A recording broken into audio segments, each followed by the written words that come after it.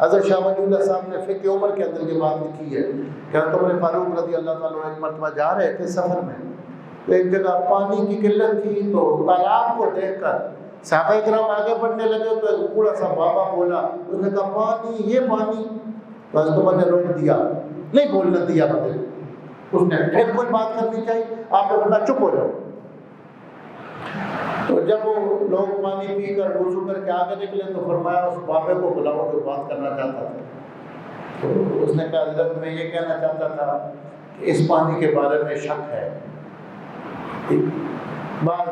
ایسے جانور بھی آ کر اس میں منہ ڈالتے ہیں تو اس پانی کے بارے میں پوری طرح یقین نہیں ہے، فرمایا مجھے پتا تھا کہ تو یہی بات کرنے والا ہے، اگر تو یہ کر دیتا آگے کئی میل تک پانی نہیں ہے، لوگوں کو پیاسا مار دیتا، اب لوگوں کو شک تو پڑ جاتا، اس لیے میں نے اس وقت تجھے روک دیا، بعد میں پھر دیکھتے رہیں گے اس پانی کا کیا حکم ہے۔ یعنی جو خلیفہ وقت تھا، اس لیے کہتے ہیں کہ جو مفتی ہے، فتویٰ لکھنے والا ہے، اس کو سب چیزوں کو سامنے نظر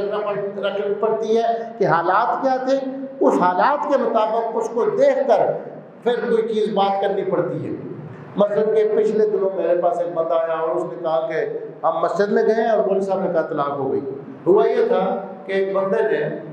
معاملہ یہ ہے کہ کوئی بندہ اگر بیوی کو کہتے ہیں نا طلاق، تو اس سے تو واضح طلاق ہوتی ہے، اور ایسا لفظ استعمال کرے جو صریح نہ ہو، جس کا اور مطلب بھی نکل سکتا ہو، تو اس سے ایسی طلاق ہوتی ہے کہ نکاح نیا کرنا پڑتا ہے۔ مثلا کہتے ہیں تو فارغ ہے،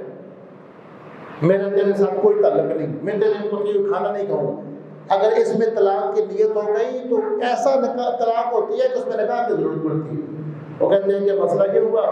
تو مولوی صاحب نے کہا کہ بیوی کو طلاق، تو میں نے کہا کیا ہوا؟ تو اس بندے سے میں نے پوچھا، اس نے کہا کہ میں نے بیگم کو کہا تھا کہ 3 بجے بچے کو ٹیوشن بھیجنا، اس نے 3 بجے جب میں نے آ کر پوچھا تو بیگم نے کہا کہ مجھے یاد ہی نہیں رہا، تو اس نے کہا تو فارغ ہی ہے۔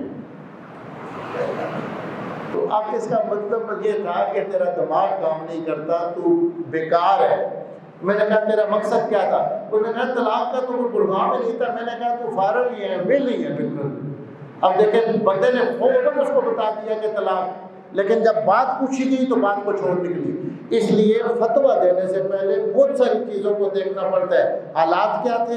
جملے کا سیاق و سباق کیا تھا، بندے نے یہ جملہ کس سینس میں بولا ہے، کس کنٹیکسٹ میں بولا ہے، بات کہاں سے چلی تھی اور آگے کہاں جا رہی تھی۔ جب تک یہ ساری چیزیں نہ پیش نظر ہو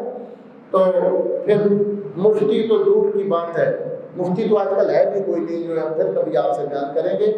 اللہ اطیعوا اللہ و اطیعوا الرسول، اللہ کی اطاعت کرو اور اللہ کے رسول کی اطاعت کرو، وَأُولِي الْأَمْرِ مِنْكُمْ، اور تم میں سے جو اولي الامر ہیں، یعنی قیامت تک تمہارے اندر اولي الامر ہوں گے،